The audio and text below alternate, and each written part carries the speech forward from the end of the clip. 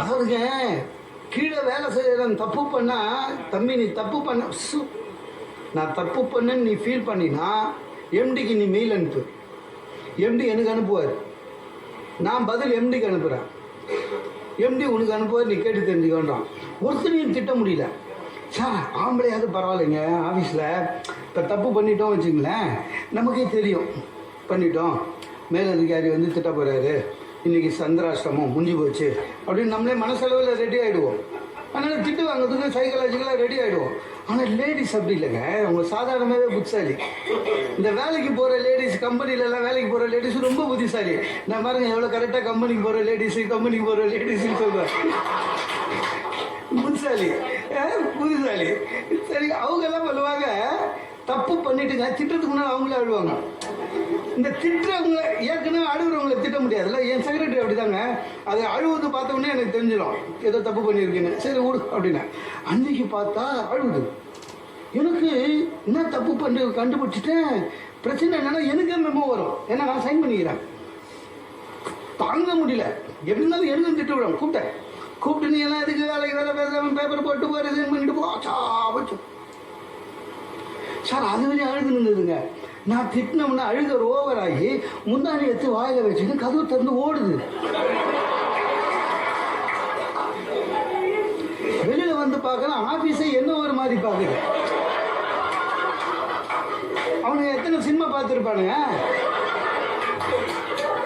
போன அம்மா என்ன பண்ணிடுச்சுங்க, அடுத்த நாள் அவங்க ஹஸ்பண்டை கூப்பிட்டு வந்துடுச்சு.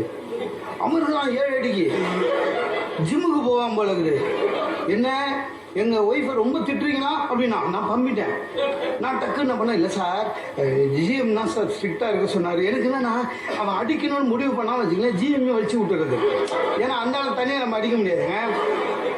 ஆனால் அவன் சொன்னான் சார், அந்த ஆள் கண்ணில் பார்த்தேன், அதில் ஒரு சந்தோஷம் தெரிஞ்சது.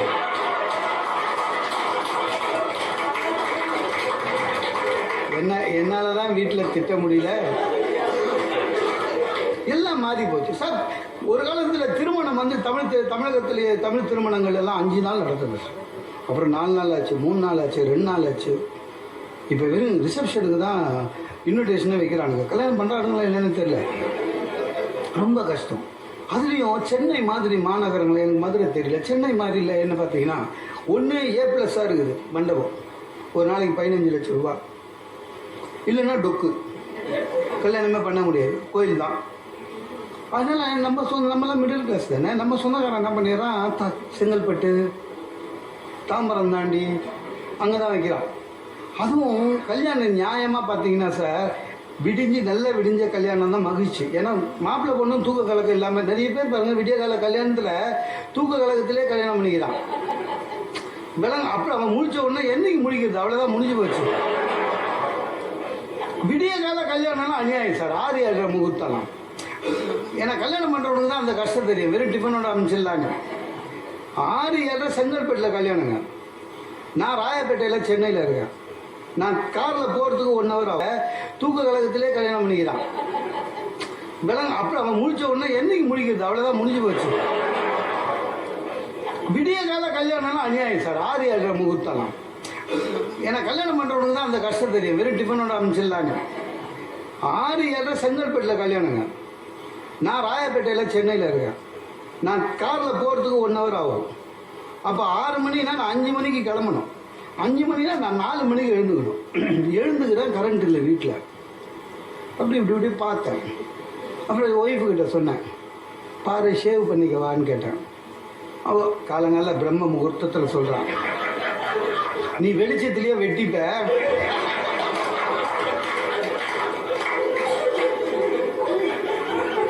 பிரம்ம முகூர்த்தத்தில் வெளிச்சத்திலே வெட்டிப்ப, நீங்கள் என்ன கல்யாணமாக பண்ணிக்க போகிறீங்க, பார்க்க தானே போகிறீங்க. எங்கள் அப்பா எட்டு கொடுத்த ஷர்ட்டு நான் பக்குனாச்சு. நான் அதை ஒழிச்சு வச்சுருந்தேங்க. கரண்ட்டில் கண்ணு தெரியல, கரண்ட் இல்லைன்னு அவன் எடுத்துட்டா. இந்த ஷர்ட்டை போட்டுவான்னு. ஐயோ வேண்டாத தெய்வம் இல்லை. எங்கள் மாமனார் அதை வந்து டெல்லியிலேருந்து வாங்கி வந்தார்.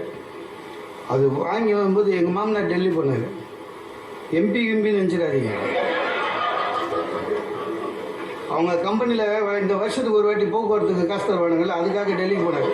போயிட்டு வந்துட்டு சொல்லியே என்கிட்ட கொடுத்தாரு, மாப்பிள்ளை உங்களுக்காக கடைக்கடையாக தேடினார். அப்போவே நான் நினச்சேன், அந்த காலம்லாம் போயிடுச்சு சார். ஒரு வேன் ஹுசைன் ஒரு இந்த shirt, reputed shirt, branded shirt அங்கங்கே வச்சுருக்காங்க. போய் 39 40 குத்துற போகிறான். இவர் இதுக்கு தேர்னாருன்னு. ஆனால் ஷோரூம் எங்கேயும் போகல. அந்த பாலிகா பஜார் பிளாட்ஃபார்ம் இருக்குதுங்க, அங்கே தேடி ஒரு சின்ன பையன் போகிற ட்ரெஸ் எடுத்துகிட்டு வந்துட்டார். உங்களுக்கு அளவுக்கு கரெக்டாக இருக்குன்னு கிண்டல் வேறு. இதில் நான் அதை ஒழிச்சு வச்சுட்டா என் ஒய்ஃப் கண்டுபிடிச்சிட்டான். கண்டுபிடிச்சி அதை எடுத்து போட்டான். ஐயோ போடவே முடியலங்க, இழுட்டு வேற இழுக்க, என் உடம்பு எத்தனை உண்டு இதுக்கே இழுக்கிறாங்க. இழுத்து ஒரு மாதிரி போட்டு பட்டன் போட்டோன்னே ஷர்ட்டுக்கு ஏற்ற மாதிரி நடக்க ஆரம்பிச்சிட்டாங்க. ஏன்னா எப்போ வேணாலும் கிழியும். இவன் வேற வெளியில் வர நம்மளுக்கு நடக்குங்க. இந்த விடிய கால கல்யாணம், அப்போ கல்யாணம் பண்ணுற அந்த ஆள் மேலே எவ்வளோ கோவம் ஏறும் பாருங்க. வெளியில் வர ட்ராவல்ஸ் நிற்கிது. அவன் ஓடிபி நம்பர் என்னாமா எனக்கு ஆஃபீஸில் அனுப்பலை. அவன் என்னமோ இமிக்ரேஷன் ஆஃபீஸர் மாதிரி ஓடிபி நம்பர் இல்லைன்னா ஒத்துக்க மாட்டேன். உடனே என் ஒய்ஃபு ஒரு வண்டி அரேஞ்ச் பண்ணி தெரியுதானு எல்லா சண்டைக்கும் ஏறி உட்காந்து 1 ஹவர் விடிய காலம் 6 மணிக்கு செங்கல்பட்டு கல்யாணம் பண்ணுறதுக்கு போய் இறங்கின உடனே அது எப்படிங்க ஒரு நாளைக்கு எட்டுறோம். நம்ம வந்து ரொட்டீனாக டிஃபன் சாப்பிட்ற டைம் எட்டுறேன். அப்படி தானே கல்யாணத்துக்கு போகணுன்றதுக்காக 6 மணிக்கே டிஃபன் சாப்பிட முடியுமா? கண்டிஷன் போடுறானுங்க. டிஃபன் சாப்பிட்டு வந்துருக்கோம் போங்க அப்படின்னு. என் ஒய்ஃபை பார்த்தா ஏன் நான் சொன்னால் தான் சாப்பிடுவேவா அப்படின்னா நேராக போனால் சார் உட்கார முடியலைங்க அவ்வளோ நீட்டு. ஸ்வீட்டு இந்த ஓரம் வச்சான், எல்லாம் வச்சான். ஸ்வீட்டு எப்படி எடுக்கிறதுன்னு தெரியல. ஏன்னா டக்குன்னு இப்படி எல்லாம் பண்ண முடியாது, கிழிஞ்சிடும். அப்படின்னா பக்கத்து இலக்காரன் அவன் ஸ்வீட்டை எடுக்க போகிறேன்னு நினச்சின்னு சார் உங்களுக்கு தனியாக வச்சுருக்குறாங்கண்ணா. திருப்பி கையை இழுத்துட்டேன். சார் சாதாரணமாக சாப்பிட்றது இப்படி தானே சார் சாப்பிடுவோம். அன்றைக்கி மட்டும் நான் இப்படி வச்சு இப்படி சாப்பிட்டுருந்தேன். அப்புறம் அப்படியே மனமே பார்க்குறவன் வருகை தந்த நீதி அரசருக்கு என்னுடைய வணக்கங்களை சொல்லி என் பேச்சை தொடர்ந்து.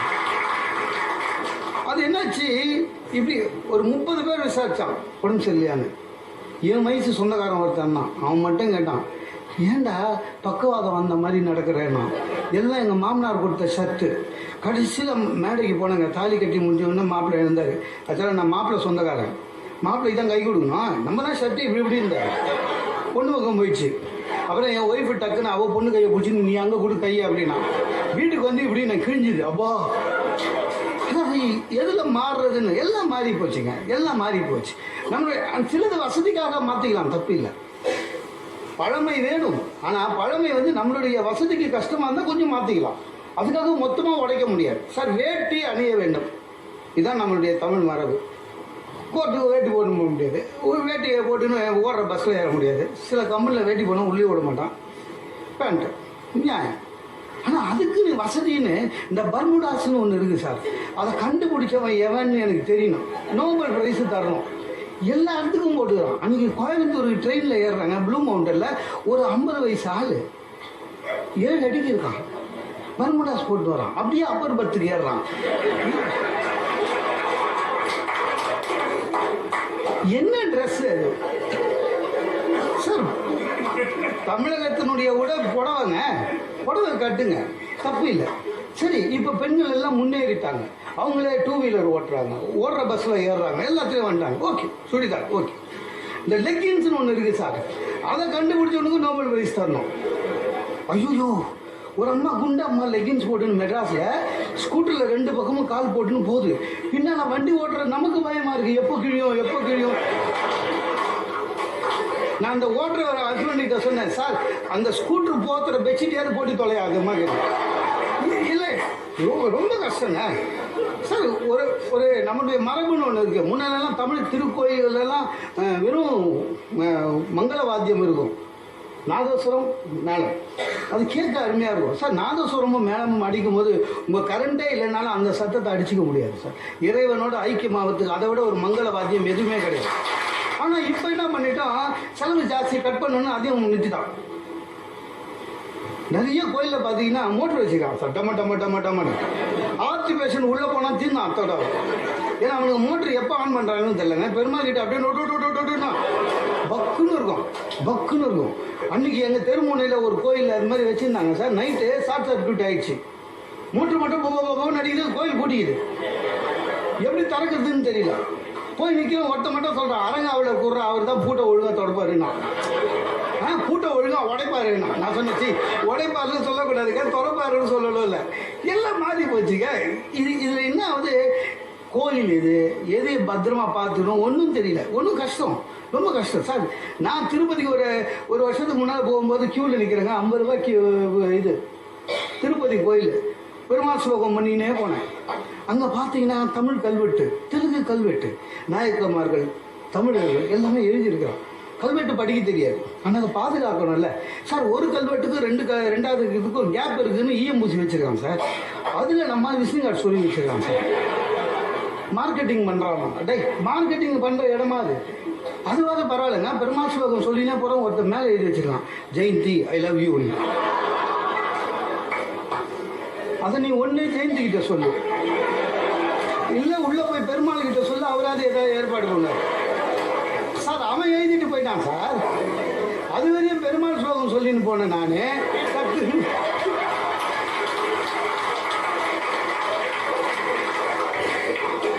அது வரையும் பெருமாள் ஸ்லோகம் சொல்லி போனேன் நான். டக்குன்னு பார்த்து செகண்ட் பிஏ எம்ஏ படிக்கும் போது இப்படி தானே ஒரு பொண்ணுக்கிட்ட சொன்னோம், உனக்குலாம் லவ் ஒரு கேடான்னு சொல்லிச்சு அப்படின்னு நினைச்சுட்டு ஒய்ஃபு பின்னால் எங்கே வந்த ஆள் வேடிக்கை போக முன்னால் அப்படின்னு எல்லாமே மாறி போச்சு சார். மாறி போனது உண்மை, ஆனால் மாறியதற்கு ஏற்ப நாமும் மாறிவிட வேண்டும். அப்படிதான் பொண்ணு பார்க்கறதுல எப்படிங்க இருந்தது, எந்த பொண்ணாக இருந்தாலும் சரி, மாப்பிள்ளை வீட்டில் இருந்து 40 பேர் போவான், ஆனாலும் ஒரு கேள்வி கேட்பான், படிச்சிருக்கியா, சமைப்பியா, டான்ஸ் ஆடுவியா, பாட்டு பாடுவியா, வேலைக்கு போறியா, சம்பாதிக்கிறியா, அடக்கமாக இருக்கிறான்னு கேட்குறான். எப்படிங்க படித்து சம்பாதிக்கிற லேடிக்கிட்ட அடக்கமும் எதிர்பார்த்தா எப்படிங்க? அந்த காம்போவில் அது வரவே வராதுங்க.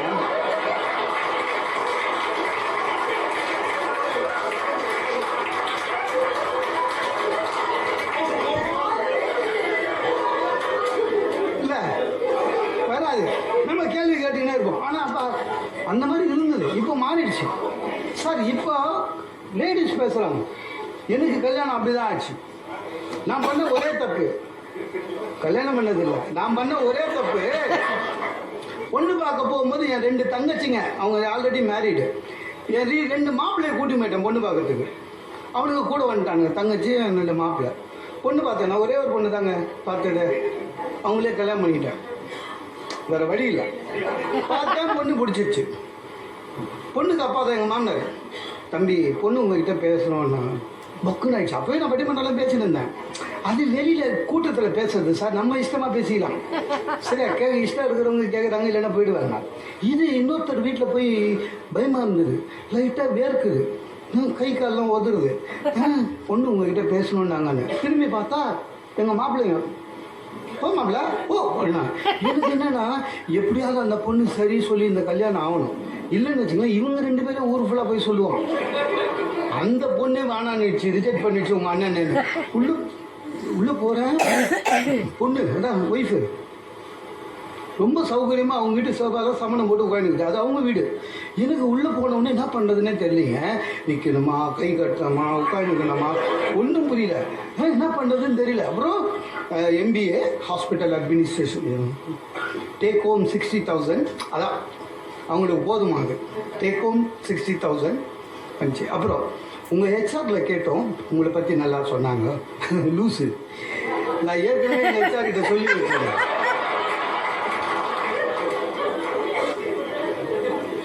இல்லை இந்த மாதிரி பொண்ணு பார்க்க போகிறாங்கடா, இந்த பொண்ணுக்கு அப்பா அண்ணன் புத்தாலிங்க அவனாவது ஃபோன் பண்ணுவான், பண்ணால் என்னை பற்றி நல்லா சொல்லு, சனிக்கிழமை பார்த்து எந்த செலவு ஏற்கனவே சொல்லி வச்சுக்கிறேன். கரெக்டாக அதை கேட்டுட்டு திடீர்னு கேட்டுதுங்க, உங்களுக்கு வேற ஏதாவது பேட் ஹாபிட் இருக்காது, எத்தனை சொல்றது, அதனால ஒன்றும் இல்லை. அதான் மாறுதல் வரும், மாறுதல் வரும்போது நம்ம அப்படியே மாற்றிக்கணும், ஒன்றும் பண்ண முடியாது சார். பெண் அழகாக இருக்கிறாளா, சமைக்க தெரிகிறாளா என்று நினைத்து திருமணம் செய்த காலம் போயிடுச்சு. பெண்ணுக்கு சம்பளம் எவ்வளோன்னு கேட்க ஆரம்பிச்சிட்டோம். அதனால என்ன போயிடுச்சு, வீட்டில் சாப்பாடு போயிடுச்சு. வீட்டில் சாப்பாடு சாப்பிட்றோம் சார். அன்றைக்கி ஆஃபீஸ்லேருந்து வந்து உட்காந்தோன்னே மஞ்சளாக ஏதோ ஒன்று ஊற்றினா குழம்பு, எட்டி பார்த்தேன், விட்டுட்டா சாப்பிட போகிறோம், இது என்ன குழம்பு சொல்லுங்க அப்படின்னா, என்னது சாப்பாட்டில் குவிஸ், இதுக்காக தான் நம்ம ஆஃபீஸ்லேருந்து வந்தோம். அது மஞ்சளா இல்லையா குருமாவான, ஐயோ தோத்துட்டீங்க, இது மோர் குழம்புச்சு. அது பரவாயில்லைங்க. திடீர்னு ஒரு நாள் சோப்பா ஒன்று கிண்ணத்துல திறந்து கொடுத்தா, இது என்ன மஷ்ரூம் அல்வான்னா. இதுல காய்கறி பேரே இந்த மாதிரி வராது, மஷ்ரூம் அல்வா யார் கற்று, எனக்கு இது செய்ய தெரியாத உனக்கு, நான் கற்றுக்கிட்டேன். யார் கற்றுக் கொடுத்தது அப்படின்னா, டிவியில் யார், ஆக்ட்ரஸ் நளினி அப்படின்ச்சு. அண்ணம்மா பாருங்க, நடிக்கும் போது நம்மளை தொல்லை பண்ணிச்சு. எல்லாம் மாறி போச்சு. ஏன்னா சாப்பாடு அட்ஜஸ்ட் பண்ணிட்டு போகணும், அவ்வளோதான் சார். அழகை பற்றிய மனசு தமிழன் வந்து இல்லை, எது அழகுன்னு நினைச்சான் ஒரு காலத்தில், உள்ளம். உள்ளம் அழகாக இருக்கும். உள்ளம் அழகாக இருந்தால் முகம் அழகாக இருக்கும். நீங்கள் உள்ள வந்து கருப்பு இருந்ததுன்னா முகம் பொலிக்காது. அதனால தான் அகத்தின் கண் முகம்னு சொன்னான். அந்த மாதிரி இருக்கணும். நிறைய பேர் இப்போது எல்லாருமே அழகு இருந்தாக்கா வேற நினச்சின்னு இருக்கும். அதுலேயும் ஆண்கள் பரவாயில்ல, இந்த பெண்கள் என்னவோ தெரியலீங்க, மெட்ராஸ் ஃபுல்லாக பியூட்டி பார்லர் தான். ஒரு மெனு கார்டே கொடுக்குறாங்க சார். மெடிக்கூர் ப்ளக்கிங் ட்ரிம்மிங் எல்லாம் 200 ரூபா. எப்படி தெரியும்னு சொல்லாதீங்க, வாசலில் உட்காந்து உள்ளே போயிட்டு வெளில வந்தால் எது நம்ம ஒய்ஃப்னே தெரியல, எல்லாம் ஒரே மாதிரி.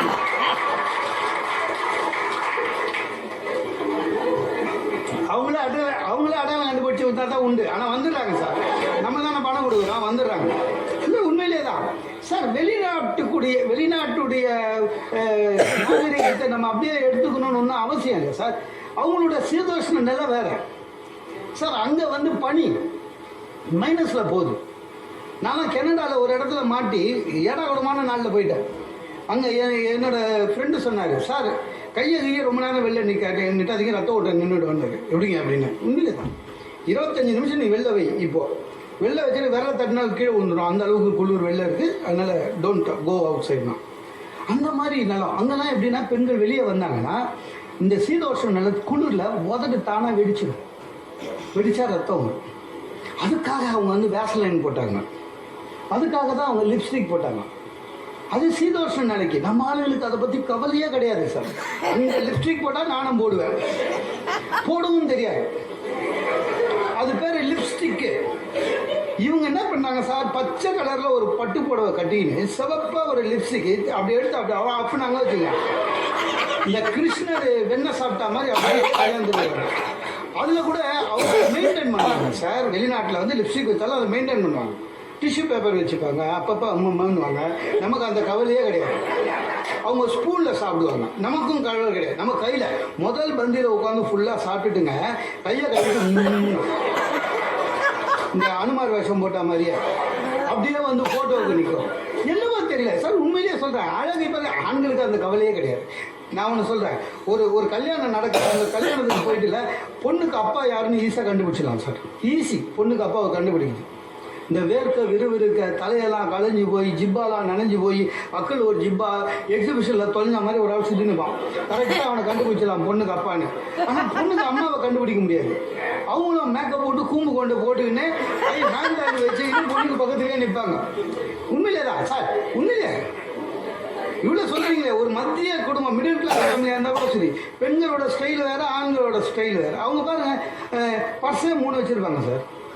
ஒரு 4 பர்ஸ் வச்சுருப்பாங்க மிடில் கிளாஸ் லேடிஸு. என்னென்னா, ஒரு பர்ஸு கடைக்கு போவேன், ஒரு பர்ஸு ஆஃபீஸுக்கு, ஒரு பர்ஸு ரிசப்ஷனுக்கு, அது மாதிரி 4 வச்சுருப்பாங்க.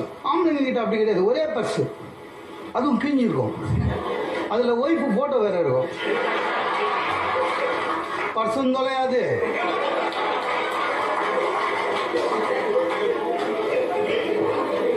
செருப்பு பாருங்க, 4 செருப்பு வச்சுருப்பாங்க அவங்க வீட்டில், வெளியில், ஆஃபீஸில், ரிசப்ஷன். நம்ம ராஷ்டிரபதி பவன் போகிறதா இருந்தாலும் சரி, லாண்ட்ரி கடைக்கு போகிறதா இருந்தாலும் சரி, ஒரே செருப்பு.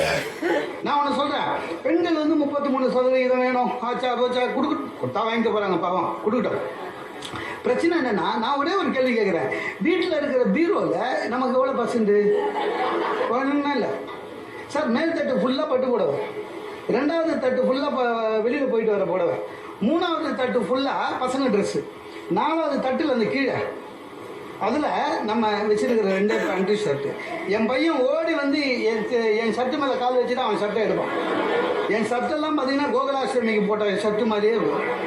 மாறணும் சார், பிரச்சனை வரும், கண்டிப்பாக வரும். எதெல்லாம் பிரச்சனை வரும் நமக்கே சொல்ல முடியாதுங்க, பிரச்சனை வரும்.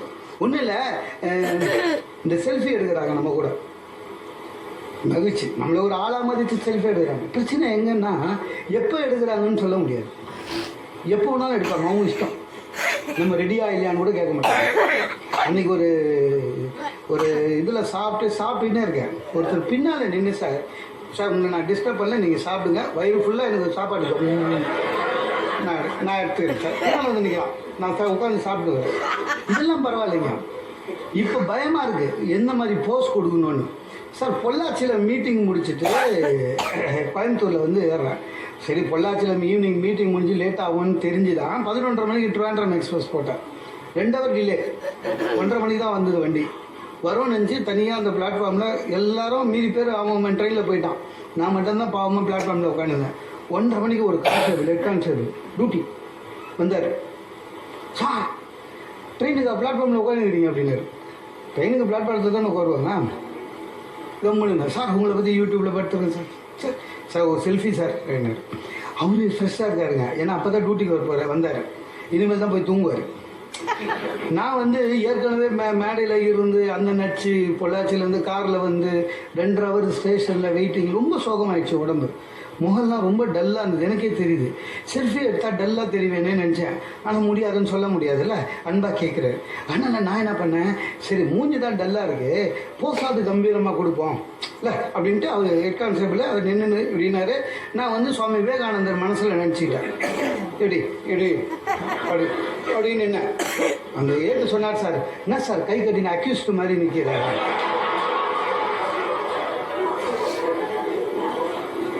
கையை கீழே விட்டு ஃப்ரீயானு இல்லை சார். நான் வந்து விவேகானந்தர் நினச்சேன். ஏற்றுக்கு வந்து அக்யூஸ்ட் ஞாபகம் வந்தது. பிரச்சனை வரும், அட்ஜஸ்ட் பண்ணும். சில பேர் ஐயோ பெட்ரோல் விலை ஏறிடுச்சு, பெட்ரோல் டே ஏறுது தெரியுதுல்ல, இதையே டெய்லி எதுக்கு வருத்தப்படுறேன். டெய்லி தெளிவாயிடும், மனசில் தெளிவாயிடும். இன்றைக்கி பெட்ரோல் விலை 2 ரூபாய் ஏறும், படு காலைல எழுந்து பாரு 1 ரூபா தான் ஏறி இருக்கும், 1 ரூபா லாபம். வாழ்க்கை அப்படி தான் எடுத்துக்கணுங்க. வாழ்க்கை ஈஸியாக எடுக்கணும். சில பேர் இருக்காங்க சார், என் ஃப்ரெண்டு ஒருத்தர் ரொம்ப ஜோசியத்தில் நம்பிக்கை, மூஞ்சி சோகமாக வச்சுருந்தா என்னடா இல்லை ஜோசியம் பார்த்தேன் மனசு கஷ்டமாயிடுச்சு. என்ன சொன்னான் ஜோசியத்தில்?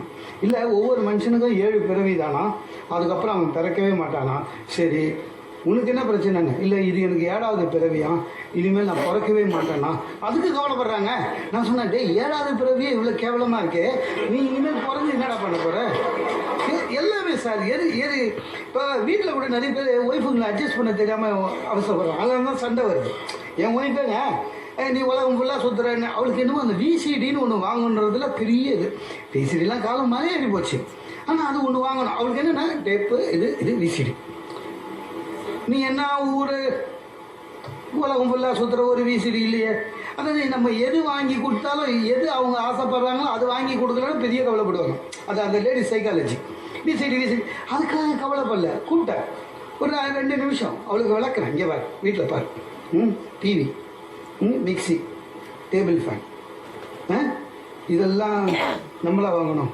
கிரைண்டர் இல்லை அவங்களே தானே கொடுத்தாங்க. 1 வருஷம் இரு, எப்படியும் எலெக்ஷன் வரும். இல்லையில்லா விசிடின்னு 2 பேரில் யார் சொல்கிறாங்களோ அவங்களுக்கு ஓட்டு போட்டு போயிடலாம், அவ்வளோதான். இல்லை நம்ம தான் இங்கே அட்ஜஸ்ட் பண்ணோம். எல்லா இடத்துலையுமே பண்ண முடியாது. ஆஃபீஸில் அப்படி தான். நிறைய பேர் ஆஃபீஸ் டென்ஷனே கிடையாது. எல்லாம் வர ஹெச்ஓடினா நம்மளுக்கு சார் ஆம்பளை ஹெச்ஓடினா கூட பரவாயில்ல, அட்ஜஸ்ட் பண்ணுவாங்க. ஒரு பெரிய நிறுவனத்துக்கு சிஇஓ லெவலில் ஜென்ஸ் இருந்தாங்க வச்சுக்கலேன், அவங்களுக்கு வந்து இந்த லேடிஸு ஜென்ஸ் எல்லாம் பார்க்க மாட்டோம், எல்லாரையும் ஒன்றா அரவணைச்சின்னு போயிடுவோம். சில பேர் எக்ஸ்ட்ராவாக அரவணைச்சு மாட்டோம். ஆனால் இந்த லேடிஸ் சிஇஓ ஆச்சு வச்சுங்க முடிஞ்சு போச்சு. ஏன்னா அவங்களுக்கு வந்துட்டு அந்த டாப்பில் வந்த உடனே அதுவும் ஜென்ஸை பார்த்தாலே என் சிஇஓ எனக்கு ஒன்றாங்க சார். அந்த அம்மா வந்ததுலேருந்தே எனக்கு